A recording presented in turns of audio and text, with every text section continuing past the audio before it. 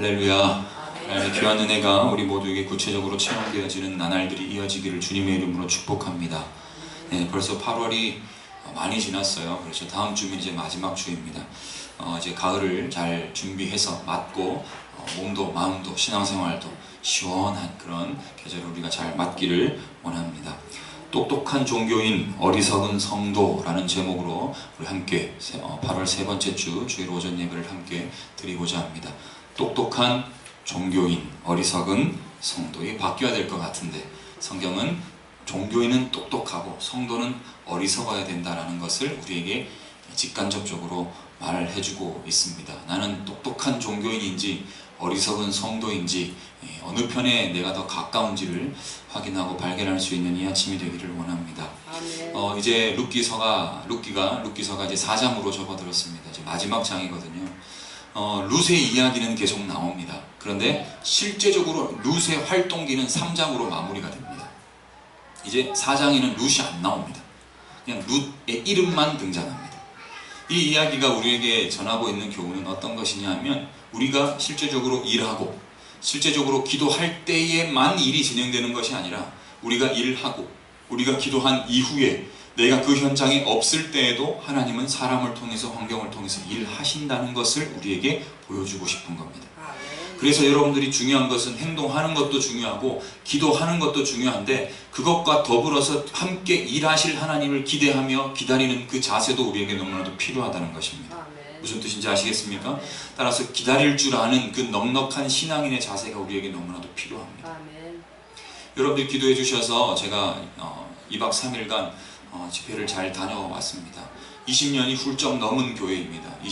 제가 알기로는 25년 가까이 된 교회라고 제가 알고 있습니다.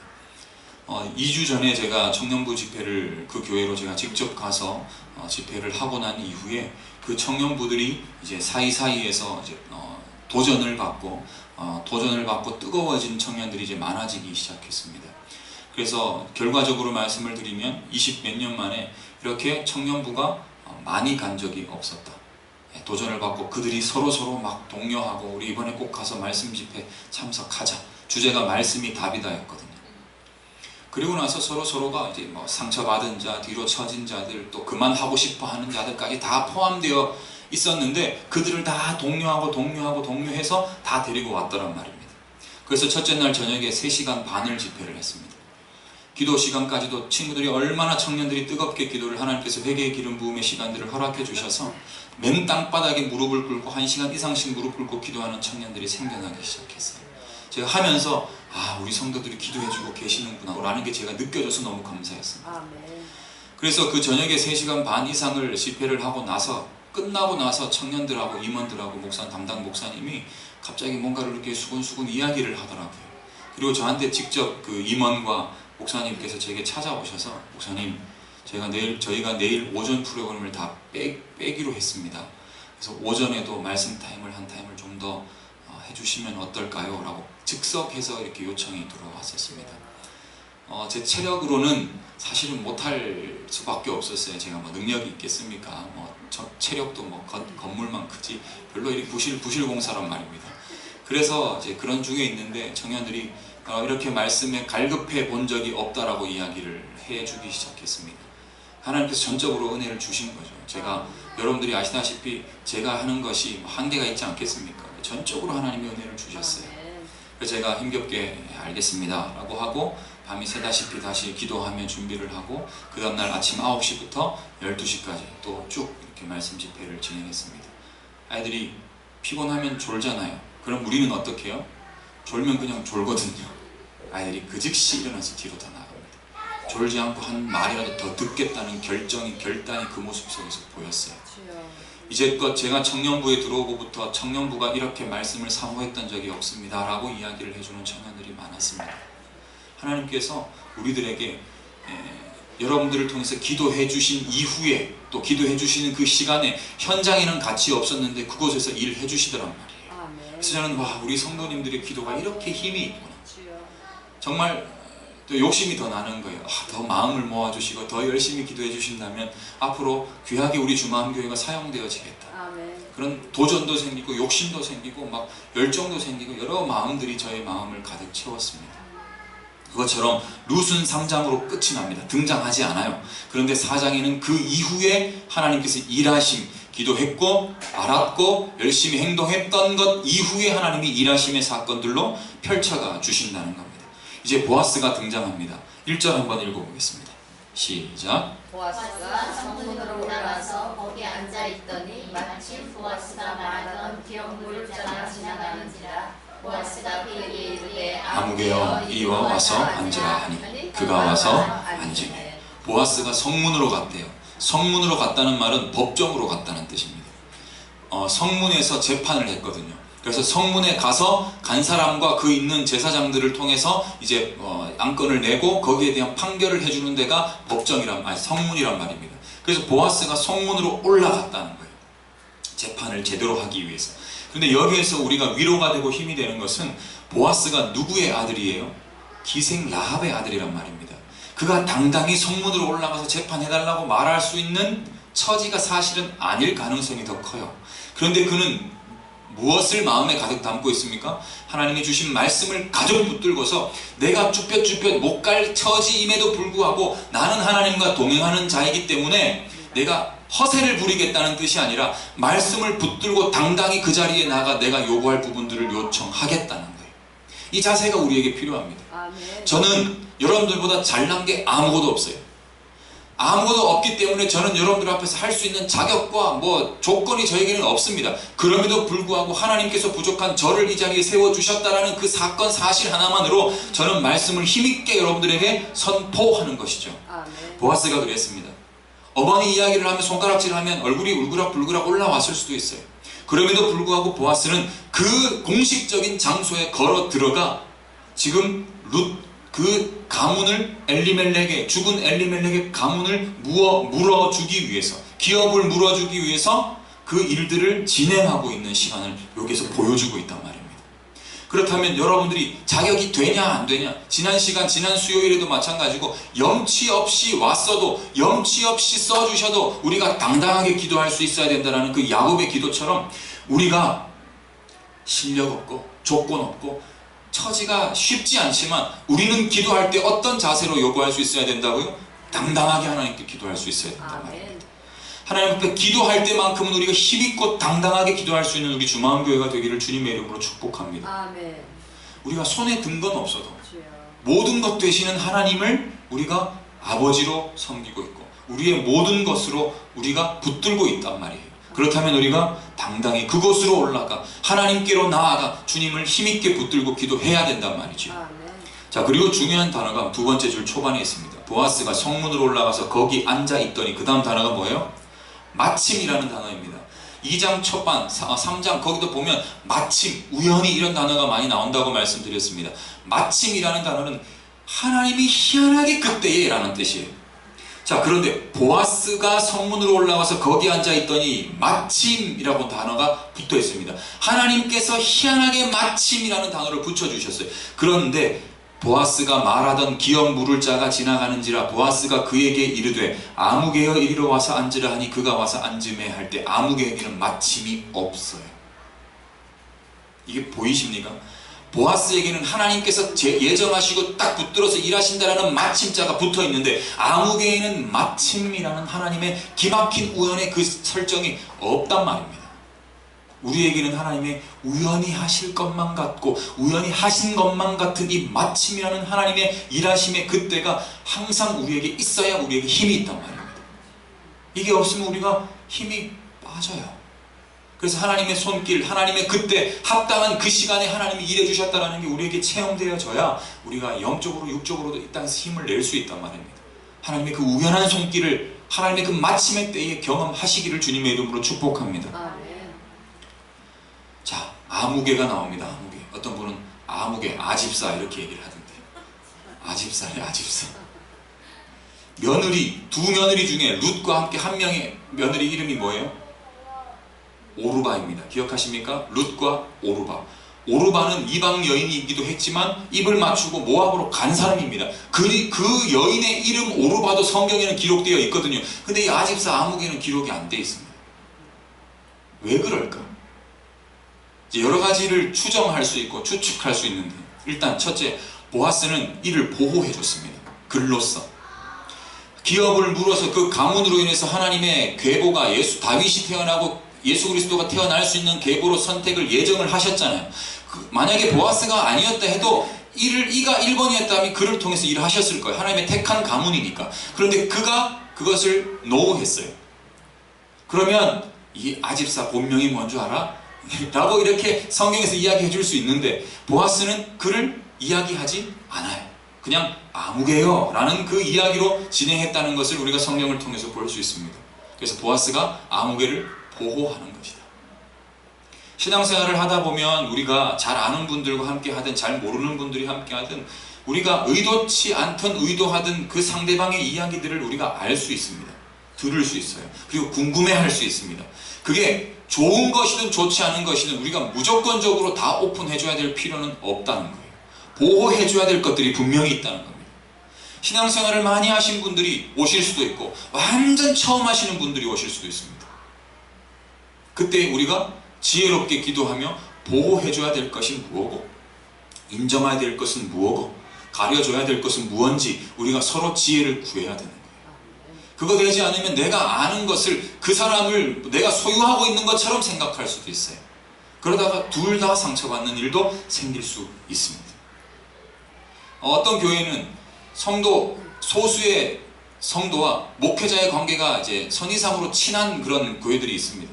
그러면 사람인지라 가까워지면 멀리 있을 때는 다 좋아 보이고 멋있어 보여도 가까이 있으면 허물이 보이거든요.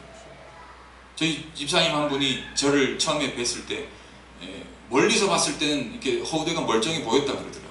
가까이 오면 올수록 와 얼굴 크다 이렇게 생각했다는 거예요. 멀리서 있으면 제가 그나마 이 비율이 크게 뭐 달라져 보이지는 않는데 가까이 다가오면 다가올수록 머리가 너무 커 보이는 거예요. 저거 얼굴이 저렇게 어떻게 크냐 그렇게 생각할 수 있단 말이에요. 제가 주일학교 처음에 예배를 갔을 때 주일학교 애기들 많은 초등학교 저학년 아이들이 저를 보고 이렇게 얘기합니다. 목사님 얼굴에 점이 왜 그렇게 많아요? 이렇게 얘기하는 거예요. 남의 속은 알지도 못하면서 그렇게 많이 점 생긴 이유는 모르면서 어쨌든 점이 많다는 거예요. 제가 그러게 제가 이렇게 얘기를 했어요. 멀리서 있으면 다 좋아 보입니다. 근데 가까이 있으면 얼굴에 주름도 보이고 점도 보이고 큰 것도 보이고 쓸데없이 과분수인 것도 보이고 다 보인단 말이에요. 그런데 보아스는 아무개를 가려줍니다. 이 은혜가 우리에게 필요해요. 사실 우리가 인원이 적으면 적을수록 서로에 대한 장단점들이 더 잘 보이잖아요. 그때 이 단점을 단점이라고 무조건 얘기하는 건 누구나 알 수 있지만 넉넉하게 가려줄 수 있는 건 잘 못한단 말입니다. 그래서 우리 주마음교회는 이 보아스가 아무개 아집사를 가려준 것처럼 우리가 서로를 좀 가려줄 수 있는 넉넉한 은혜가 마음의 사랑들이 좀 넘쳐나기를 주님의 이름으로 축복합니다. 아멘. 어떻게 이렇게 보호할 수 있을까? 그는 누구의 아들이라고요? 기생 라합의 아들이란 말입니다. 손가락질 당했을까요? 안 당했을까요? 당하고 말고요. 수근수근거림을 당할 수밖에 없는 삶을 살았습니다. 그 가운데 말씀 하나 붙들었단 말이에요. 그러니까 그 일들을 당할 가능성이 있는 사람을 보호해 줄 수 있는 실력이 생긴 거란 말입니다. 산전수전, 공준전 다 겪은 분들이 여기 계셔요. 우리 모두가 다 그런 삶을 살았습니다. 그죠? 나름 각자의 환경에서. 그렇다면 또 산전수전, 공준전, 수준전, 우주전까지 다 겪는 사람들이 올 수 있단 말이에요. 그때 그들을 보호하고 아무개를 안아주고 아껴줬던, 대놓고 아껴준 건 아니죠. 이름이 드러나지 않도록만 해줘도 그는 보호받을 수 있단 말입니다. 최소한 우리가 이의 이름을 모르니까 이를 업신여기지는 않잖아요. 후대들이 이를 더 이상 얘기할 수 없도록 하기 위해서 이름을 이야기해주지 않습니다. 자신이 경험했던 것을 토대로 성도들과 주변의 지체들을 보호할 수 있는 그런 은혜가 우리에게 필요하다 말이죠. 산전수전 다 겪은 보아스가 그 성문에 올라가서 이제 장로들 10명을 청합니다. 2절 한번 보겠습니다. 보아스가 그 성읍 장로 10명을 청하여 이르되 당신들은 여기 앉으라 하니 그들이 앉음에. 3절 보아스가 그 기업물을 자에게 이르되 모압 지방에서 돌아온 나오미가 우리 형제 엘리멜렉의 소유지를 팔려 함으로 이렇게 이야기합니다. 역시나 똑같습니다. 말씀 하나 붙들고 산전수전 겪으며 최대한 버티고 이렇게 가정을 일구고 재산을 늘렸어요. 그러나 그는 어떻게 보면 정말 하나님만을 섬기고 따라가겠다라는 그 혈통 좋은 유대인 가문들에서 봤을 때는 이는 이방족 속의 가문의 아들입니다. 그러면 보아스가 장로들 10명을 모았다는 것은 영향력이 크다는 거예요? 안 크다는 거예요? 크다는 거거든요. 기생 아들이 장로들 10분을 지나가는 장로들에게 와주십시오 와주십시오 와주십시오 한다고 다 올 수 없단 말이에요. 내가 너의 말을 왜 들어 기생 아들이 라고 이야기할 수밖에 없단 말입니다. 그런데 보아스가 10명 장로들에게 다 이야기를 했더니 그들이 모였다, 앉았단 말입니다. 쉬웠을까요? 쉽지 않았을까요? 쉽지 않습니다. 그런데 보아스는 포기를 해요? 안 해요? 안 합니다. 왜? 자기 속에 하나님의 말씀이 있고 배운, 어머니에게 배운 말씀이 있기 때문에 그럴 수 있다. 그러나 그럼에도 불구하고 나는 하나님의 말씀을 붙들고 하나님의 말씀을 취하여 살아가, 나를 통하여 하나님의 말씀이 확장되기를 원하는 마음을 온 마음으로 삶으로 살아내고 있었기 때문에 자기를 업신여겨도 주저하지 않고 그들의 마음이 열릴 때까지 기다리고 기다렸던 삶을 그가 살아내고 있었다는 뜻이에요. 아멘. 자, 보세요. 제가 여러분들에게 이제 내일부터, 지금은 저희가 사정상 새벽 기도를 안 하고 있습니다만 새벽 예배를 내일부터 이제 하겠습니다. 여러분들 지금 여기 계시는 20, 30여 명의 분들은 한 분도 빠지지 말고 내일 다 나와주시기를 바랍니다 했을 때 100% 나올 가능성이 있을까요? 적을까요? 적단 말입니다. 근데 보아스는 10분에게 다 와주세요 했더니 다 왔단 말이에요. 이게 저와 보아스의 끝발 차이라는 말입니다. 말빨이 안 먹혀, 제 말은. 근데 보아스의 말은 말빨이 먹힌단 말이에요. 그러니까 저는 아무것도 아닌 게 너무 감사한 거야. 이걸 보고 제가 따라갈 길이 있고 사람이 있으니까, 인물이 있으니까. 그런 기생의 아들인 보아스도 하나님이 쓰시더란 말입니다. 주여. 우리도 가능하다는 뜻이에요. 주여. 내가 지금 아무것도 없어도 하나님은 나를 들어 쓰시기 위하여 아무것도 아닌 기생의 아들도 여기까지 쓰고 있노라를 우리에게 보여주시는 거란 말입니다. 아멘. 나이하고 관계없어요. 직분하고 관계없습니다. 아멘. 그럼에도 불구하고 여러분들이 하나님의 말씀을 붙들겠다고 마음에 다짐을 하신다면 하나님은 여러분들을 통해서 일하십니다. 아멘. 우리 4절을 함께 읽어보겠습니다. 4절 읽어봅니다. 시작. 내가 여기 앉은 아들과 내 백성의 장로들 앞에서 그것을 사라고 내게 말하여 알게 하려 하였노라. 만일 내가 물으려면 물으려니와 만일 네가 물으지 아니하려거든 내게 고하여 알게 하라. 내 다음은 나요 그 외에는 물을 자가 없느니라 하니 그가 이르되 내가 물으리라 하는지라. 구절수가 조금 긴데 무슨 말이냐 하면 이제 보아스가 장로들을 앉혀놓고 아무개와 이게 보아스가 아무개를 세워놓고 이야기를 하는 겁니다. 성문에서 장로들에게 판결을 좀 해주십시오. 중간에서 정확하게 지침을 주십시오 라고 이야기하면서 보아스가 아무개한테 이야기를 하는 거예요. 자, 지금 이 나오미, 이 엘리멜렉의 그 가문의 기업을 물어줄 자가 필요하다.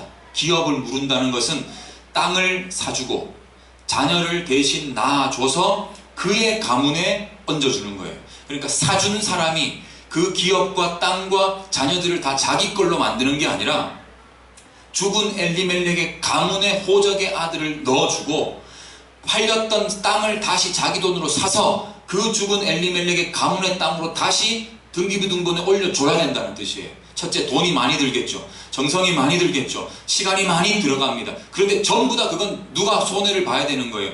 기업 물어줄 자가 다 100% 손해를 봐야 되는 거예요. 그래서 보아스가 아무개에게 아집사, 네가 1번이다 1번. 네가 이 엘리멜렉의 가문의 모든 땅과 재물과 또 자녀를 대신 낳아서 그의 가문의 호적 등본에 올려줘야 되는 그 일들을 해야 된다. 네가 1번이고 내가 2번이고 그 다음에는 없다. 그래서 반드시 네가 안 되면 내가 해야 된다. 그렇게 이야기를 했더니 마지막에 보면 그가 이르되 이게 아무개가 이야기하는 겁니다. 그가 이르되 뭐라고 이야기해요? 내가 땅 살게. 내가 그 가문을 내가 구할게. 기업을 물어줄게. 이렇게 이야기합니다. 그런데 이렇게 얘기했을 때에 이유가 있어요.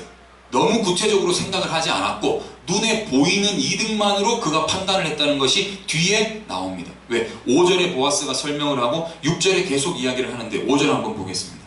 함께 읽습니다. 시작. 보아스가 이르되 네가 나오미의 손에서 그 밭을 사는 날에 곧 죽은 자의 아내 모압 여인 룻에게서 사서 그 죽은 자의 기업을 그의 이름으로 세워야 할지니라 하니. 아무개 네가 그 땅을 다 산다고 아무개 네 땅이 되는 거 아니고 룻을 사서 취해서 그의 가문을 다 빚진 걸 다 사서 룻에게서 아들을 낳는다고 해도 너의 섬을 따라 아시로 살 수 없다는 거예요. 그 룻의 그 가문 엘리멜렉의 가문에서 계속 이어지는 아들로 너는 이어주고 너는 이득 볼 게 아무것도 없다, 이렇게 이야기를 해주는 겁니다. 자, 앞에 4절은 누가 물으겠다 그래요? 자기가 물으겠다 이야기합니다. 내가 할게요, 내가 할게요. 그랬더니 보아스가 5절에 너 이득 볼 거 하나 없고 전부 너 혈세 다 나가야 되고 너 돈으로 다 나가야 되고 너 엄청 애써야 되고 너 그 땅과 또 빚과 모든 관계 속에서 얽히고 설킨 모든 문제를 네가 다 해결해 줘야 돼. 오케이? 그렇게 해줘야 된다, 이렇게 얘기했더니 6절 함께 읽어보겠습니다. 시작. 그 기업물을 짜라. 이르되 나는 내 기업에 손해가 있을까 하여 나를 위하여 물지 못하노니 내가 물을 것을 내가 물으라. 나는 물으지 못하겠노라 하는지라. 엄청 똑똑하죠. 계산 바로 튕깁니다. 한 대화 딱 하고 나서 이게 나한테 이득이다 아니다가 바로 계산 나와요. 엄청 똑똑합니다. 이걸 세상적 이치에 능히 밝은 사람이라고 이야기해요. 근데 이게 나쁘다고 볼 수는 없죠. 그러나 성경에서 말하고 있는 영적인 것, 신앙적인 것, 하나님이 말씀을 하시고자 하시는 핵심에 대해서는 이것은 전혀 반대되는 이야기라는 것입니다. 아무개는 자신의 눈으로 봤을 때 눈에 보이는 땅, 눈에 보이는 관계, 눈에 보이는 자녀, 앞으로 보게 될 자녀까지 이게 누구의 이득이라고 생각한 거예요. 자기의 이득이라고 생각한 겁니다. 내 소득이라고 생각했던 거예요. 그런데 관계적인 거는 뭐 상관하지 않고 오로지 자기 이득으로만 생각을 했던 거예요. 그러니까 내가 모르겠다고 얘기를 한 거죠. 그런데 5절에 보아스의 추가적인 설명을 딱 듣고 나서 6절에 그러면 나 못하겠다. 예배 중심으로 살아가기 위해서 하는 말이 될 때 저는 그러면 그거 안 하고 예배를 하겠습니다, 이런 단어라면 우리가 너무 좋겠지만 그런 의미가 아니라 나 중심적으로 하는 말로서 그럼 나는 무르지 않겠다 라고 이야기하는 아무개의 이야기를 여기서 우리가 뚜렷하게 보고 나랑 대입해서 접목해 봐야 되는 거예요. 교회 안에는 내가 이득되지 않을 때 과감히 그 일을 하지 않는 분들이 있습니다. 내가 해봐도 이게 나한테 이득이 뭐 안 돼. 헌신하기를 바라고 그런 거 알지만 했을 때 내가 피해보는 게 있으니까 하지 않으려고 합니다. 제가 이제 집회에 지난 3일간 갔다 왔을 때 한 반주자의 이야기입니다. 그 반주자가 당연히 청년입니다. 자매인데 반주를 열심히 해요. 그런데 이제 교회가 한 중형교회 정도 되다 보니까 모든 부서마다 자기를 계속 부르는 거예요. 처음에는 예 알겠습니다, 예 알겠습니다 하고 갔는데 어느 순간부터 그의 마음에 은혜가 사라지고부터 내가 무슨 반주 기계인가 라는 생각이 들더라는 거예요. 그때부터 반주를 하고 싶은 마음이 생길까요? 하고 싶지 않은 마음이 생길까요? 하고 싶지 않은 마음이 들기 시작합니다. 내가 이거 한다고 이득 될 것도 없고 내가 내 시간 다 써가지고 여기 다 투자하고 나는 내 시간도 못 지키고 나는 이게 뭐야? 라는 생각이 아무개처럼 똑같이 들더라는 거예요. 그런데 거기에서 집회를 진행하고 말씀을 함께 보고 아멘하고 찾아보고 뜨겁게 기도하며 그 친구가 반주를 하며 대성통곡을 하며 울기 시작했어요. 이게 내 이득으로 하는 게 아니라 하나님이 받으시는 기도였구나라는 것을 그가 깨닫기 시작했어요. 내가 이득이다 아니다 하고는 아무 관계 없었던 거지. 하나님이 그냥 이 반주의 양과 질을 떠나서 포함해서 다 이것을 나의 기도로 받아주셨구나라는 것을 그가 깨달았던 거예요. 원래는 그 친구가 하룻밤 첫째 날은 그 친구가 반주하고 둘째 날은 반주 안 하고 앉아서 기도하고 싶다라는 핑계로 반주를 안 하려고 했어요.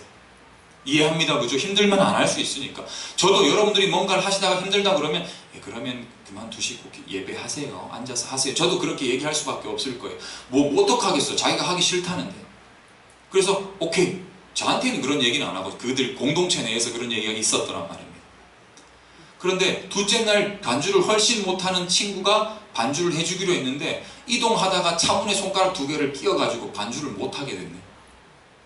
그래서 어쩔 수 없이 하기 싫어하는 그 친구가 둘째 날 저녁에 다시 반주를 하게 됐던 거예요.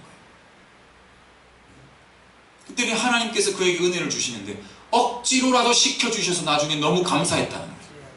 나는 하기 싫어 꽁무니 뺐을 때 하나님이 환경을 내가 안 하면 안 되게끔 만들어 주셔서 반주의 자리에 서게 해주셔서 저는 너무나도 감사했습니다라고 나중에 이야기하는 걸 제가 보았어요. 내게 이득이 안 되면 과감히 하지 않으려고 합니다. 근데 기도는 어떻게 하는 줄 아세요? 주님, 내가 여기 있어요. 내가 주님의 십자가를 지고 나가 내 생명을 주님께 드리겠습니다. 그런데 이 문제 좀 없애주세요. 이 문제 좀 없애주세요. 이 십자가를 지겠다는 말은 고난의 삶 가운데 은혜를 붙들고 하나님만을 바라보겠습니다라는 뜻인데, 이 고난 때문에 하나님 십자가 못 지겠습니다라고 금세 말을 바꿔버린단 말이에요.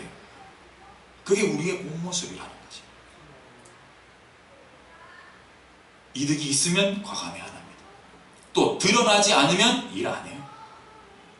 편하지 않으면 일 안 하려고 합니다.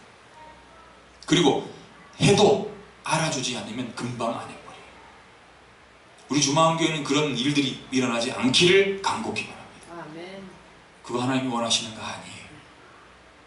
아무개는 이름도 보아스 측에서는 아무개를 보호해 줬습니다만 하나님 측에서 봤을 때는 이름도 거론하기 싫은 사람이라는 뜻이 되죠.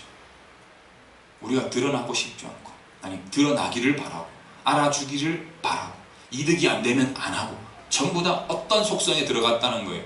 아무개의 속성 안에 들어가 있을 수 있다는 겁니다. 여건이 안 돼서 못하는 것 같고 제가 말하는 거 아니잖아요. 그죠? 할 수 있고 해야 하고 책임의 자리에 있음에도 불구하고 하지 않고 꽁무니 빼는 일들을 자꾸 만드는 것은 성경적으로 봤을 때 하나님은 아무개라는 이야기예요. 자격 없어. 아무개도 택한 가문에 속해 있었습니다. 그도 예배자였고 성도였단 말이 우리식으로 표현하면 교인이었단 말입니다. 그런데 하나님께서는 그를 아무개라고 이야기하고 있단 말이에요. 여러분들은 이익보다 관계 우선으로 나아가기를 원합니다. 그러면 이익은 필요 없는 거냐? 필요 있지요. 하나님하고의 관계를 우선으로 하는 자 이익을 덤으로 주신다. 성경에 널리고 널린 게 그 내용입니다. 관계 버리고 이익 붙들면 관계도 끊어지지만 이익을 버리는 것처럼 여기고 관계를 붙들면 이익은 덤으로 주겠다는 거예요. 청년들이 2주 전에 그 교회 청년들이 2주 전에 집회를 하고 나서 마음에 불이 붙고 나서 계속 2주 동안 새벽기도를 작정하고 떨어졌던 친구들에게 연락해서 사상 처음으로 가장 많이 모인 집회가 됐어요. 그들이 자기 이익으로 생각했으면 수련회 안 와야 맞습니다. 숙소에 에어컨도 없어. 완전히 깡시골이었거든요. 파리가 너무 많아서 잠을 잘 수가 없네. 모기는 차라리 모기면 잡을 텐데 파리는 이게 웬만해선 안 잡히잖아요. 근데 아이들이 파리 때문에 잠을 못 자가지고 전부 좀비처럼 아침에 막 다 이렇게 다니는 거예요.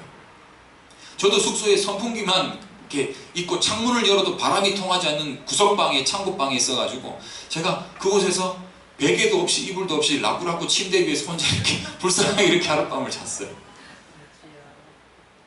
그럼에도 불구하고 서로 청년들도 그렇고 저도 그렇고 그게 만약에 눈이 먼저 가 있었으면 어떻게 강사를 이런 숙소 따위에 재우냐라고 제가 속으로 그렇게 얘기할 수 있을 거 아니에요. 속으로 직접 제가 그렇게 말을 할 수는 없을 거고. 근데 그게 전혀 문제가 되지 않았어요. 왜? 청년들의 눈에서 생기가 돌기 시작했다는 말입니다. 그게 보이니까 힘들게 제가 잠이 안 오는 게 아무 의미가 없었어요.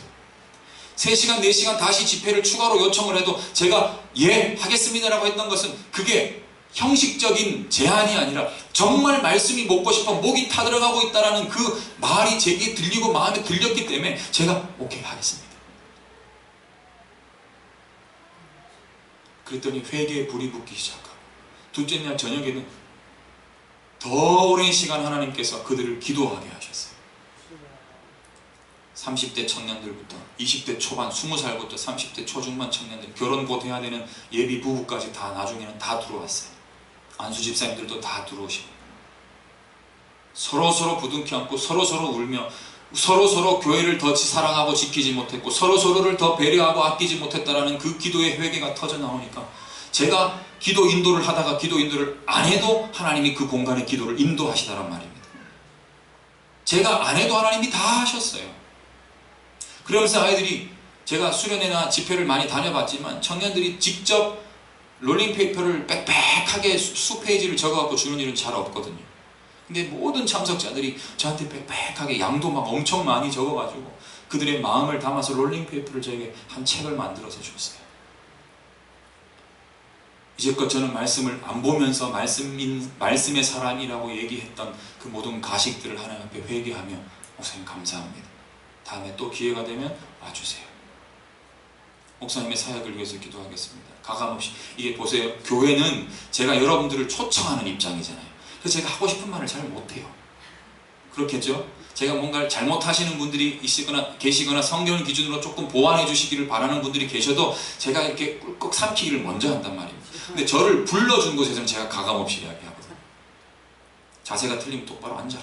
정신 차려라. 야단치고 다그치고 호통하고 말씀을 기준으로 감정적으로 하는 것이 아니라 저를 불러주는 데는 제가 가감없이 마음에 있는 마음들을 그대로 쏟아내요. 근데 그들이 튕겨내지 않아요. 만약에 여기에서 그렇게 하시는 분은 없지만 그렇게 삐딱하게 곁길로 빠져서 제가 그 부분들을 직언했다고 했을 때 다음 주에 못 볼 가능성이 큽니다. 여긴 지금 그런 분은 없지만 혹여나 곁길로 빠졌을 때 말입니다. 근데 그분들 거기에 있는 청년들은 야단 치는데 웃어 미친놈처럼 호통을 치는데 좋다는 거예요. 그게 말씀이 다니까 때려도 달다는 거예요. 너희들이 진짜 미친놈 맞다 내가 그랬지. 근데 그들을 성경은 성도라고 이야기한다. 너희들이 계속적으로 주님께로 미쳐라. 그러면 하나님께서 원하시는 그곳에 미칠 수 있다. 미쳐야 그곳에 미치지. 다다를 수 있단 말이에요. 그런데 아무개는 못하겠다 이야기했습니다. 정말 똑똑해 보이는데 하나님께서 보셨을 때는 가장 어리석은 자입니다. 그런데 하나님께서는 우리에게 어리석어 보이는 일을 택하라고 말씀하세요. 누구처럼? 보아스처럼.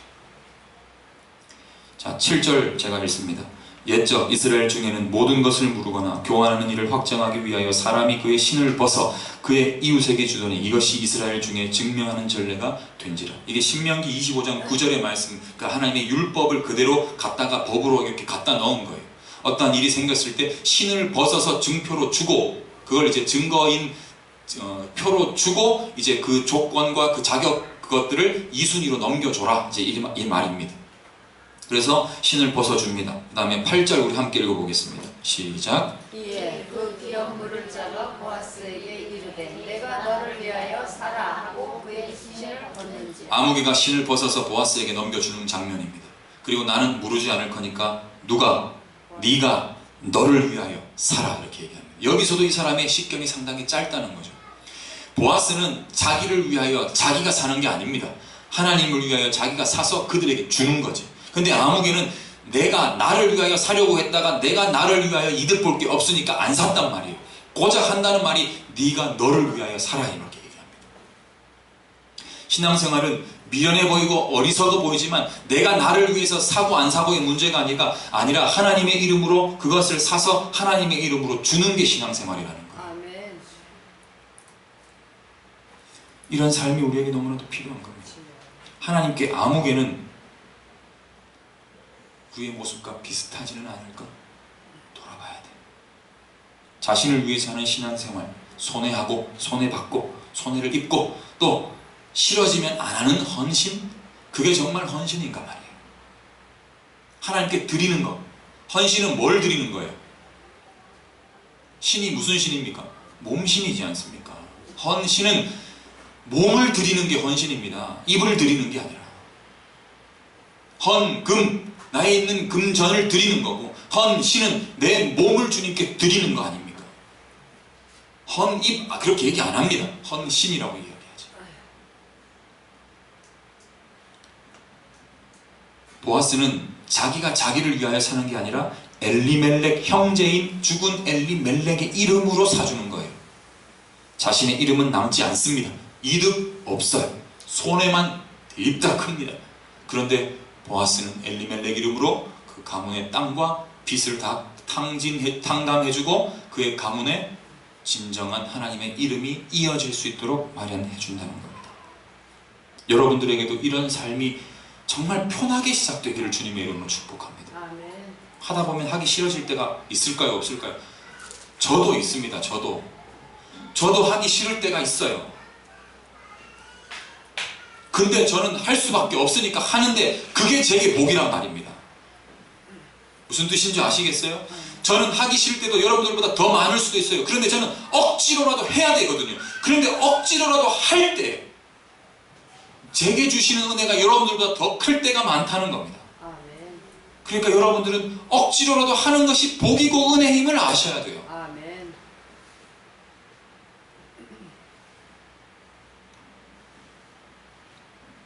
9절 보아스가 장로들과 모든 백성에게 이르되 내가 엘리멜렉과 죽은 사람 이름을 다 들먹여줍니다. 기련과 말론에게 있던 모든 것을 나오미의 손에서 산 일에 너희가 오늘 뭐가 되었고? 증인이 되었고. 내 이름으로 산 거 아니야. 나는 엘리멜렉의 가문 그 이름으로 내가 다 사준 거야. 내 거 아니야. 앞으로도 내 거 될 일 없어. 너희들이 증인이다. 장로 10명이 다 증인이라는 거예요. 아무게 네가 증인이라는 거예요. 이런 신앙생활을 우리가 할 수 있는 주마음교회가 되기를 원합니다. 아멘. 교회 조금만 크고 직분자 많아지고 경험자 좀 많고 재력이 있고 권력이 있고 권위가 높으면 이렇게 안 합니다. 많은 교회들마다 소위 돈 좀 있는 사람들이 예체능 많이 하잖아요. 반주자들 많이 데리고 있습니다. 가정마다 자녀들이. 근데 교회에서 목회자가 함께 기도하며 A 반주자를 하다가 B 반주자가 있는 집의 장모님이다. 그런데 자기 딸을 반주자로 주반주자로 세우고 싶은 거예요. 그럼 누구한테 로비하는 줄 압니까? 바로 목사님에게 로비합니다. 밥 사주고 옷 사주고 용돈 주고 그러면서 목사님 저희 딸아이 반주를 좀 하고 싶어 하는데 하나님 보실 때 아무개 같은 짓이란 말이에요. 자기 자녀가 잘 되고 싶지, 세우고 싶지, 찬양 인도자 세우고 싶지, 교사하고 싶지, 하고 싶죠. 그런데 때를 기다릴 줄 아는 넉넉한 지혜가 많이 부족한 시대를 우리가 살아가고 있단 말입니다. 우리 주마음교회 모든 가족들은 아무개의 삶이 아니라 보아스와 같은 삶을 살아가기를 주님의 이름으로 축복합니다. 정말 어리석은 성도, 그러나 하나님이 최고로 칭찬하는 보아스와 같은 성도가 되기를 바라요. 10절을 함께 읽어보겠습니다. 함께 읽습니다. 시작. 또 말론의 아내 모압 여인 룻을 사서 나의 아내로 맞이하고 그 죽은 자의 기업을 그의 이름으로 세워 그의 이름이 그의 형제 중과 그곳 성문에서 끊어지지 아니하게 하매 너희가 오늘 증인이 되었다. 법적으로 정확하게 모든 정리를 끝내줬다. 너희가 증인이다. 그 이야기를 보아스가 다 해주는 겁니다. 자격이 돼서 보아스가 그의 가문을 물어줬나요? 자격이 되지 않음에도 물어줬습니다. 선하고 의인이라도 그 일은 적게 어쩌다가 간혹 일어날 수는 있습니다. 선인이고 의인이면. 그러나 우리는 룻과 같이 나오미의 가문과 같이 의인이고 선인이 아니고 똑같이 악인이고 죄인의 가문이란 말이에요. 로마서 5장 6절에서 8절은 이렇게 기록합니다. 6절 우리가 아직 연약할 때에 언제요? 연약할 때에 기약대로 그리스도께서 경건하지 아니한 나를 위하여 죽으셨다. 7절 의인을 위하여 죽는 자가 쉽지 않고 선인을 위하여 용감히 죽는 자가 혹 있을 수는 있는데 어리석고 미천하고 죄인이고 연약한 자를 위해서는 죽어줄 자가 있다 없다? 없다. 근데 누가 죽어주셨다는 거예요? 예수님이 죽어주셨다는 거예요. 누구 때문에? 나 때문에, 나 때문에. 우리 주마음 교회 때문에 기업을 물어줄 가치가 없는 교회임에도 불구하고 기업을 물어주셨다는 거예요. 거기에 우리가 여기에 들어있는 이유와 목적이라는 뜻입니다. 8절 함께 읽습니다. 시작.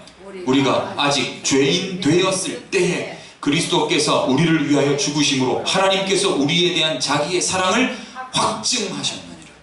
그 사랑 때문에 나를 죄인 되었을 이때에 품어주시고 안아주시고 회복해 주셨다는 말입니다.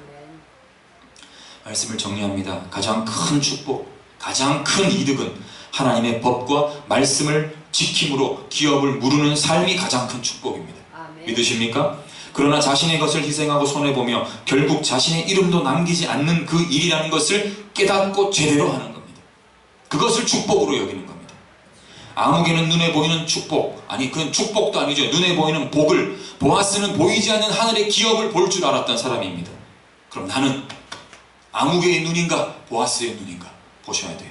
신앙생활 중에 나의 머릿계산으로만 남으면 받아들이고 안 남으면 버려버리는, 두 번 생각해보고 이거 아니다 싶으면 얼른 치워버리는 그런 아무개의 사람과 같은 그런 신앙생활은 아닌지 돌아보고 하나님 앞에 바로 정립하고 재정립할 수 있기를 바랍니다. 아무개는 후손에게 남겨줄 무언가가 없어요. 하나도 이제는 없습니다. 1순위였는데도 그 기업을 물어줄 자격도 이제는 이제 없어졌어요. 그런데 이순이었던 보아스는 하나님 앞에 보이지 않는 것을 끝까지 쫓아감으로 말미암아 그는 기업에, 자녀의 기업에, 그의 재물과 그의 시간과 그의 헌신의 그 시간들을 통해서 누가 태어납니까? 다윗이 태어납니다. 그 이후에 누가 태어나십니까? 예수님이 태어나십니다. 그게 첫째임에도 불구하고 아무개의 실수이고 둘째임에도 불구하고 성공한 보아스의 삶이란 말이에요. 나는 똑똑한 종교인지 어리석어 보이는 성도인지 명석한 종교인인지 하나님 앞에 어리석어 보여도 감사할 줄 아는 성도인지 되돌아보시며 한 주간 나의 위치는 어디이고 발견하고 재정립하고 수정하여 하나님 편에서 끊임없이 기업을 물을 일들이 생기고 주시는 복들이 늘어나서 환경은 손가락질 할 수 있는 환경이라 하더라도 내가 마음에 하나님을 붙여찾더니 하나님이 주신 은혜가 이토록 또 컸도다 라고 고백할 수 있는 우리 모두가 되기를 주님의 이름으로 축원합니다.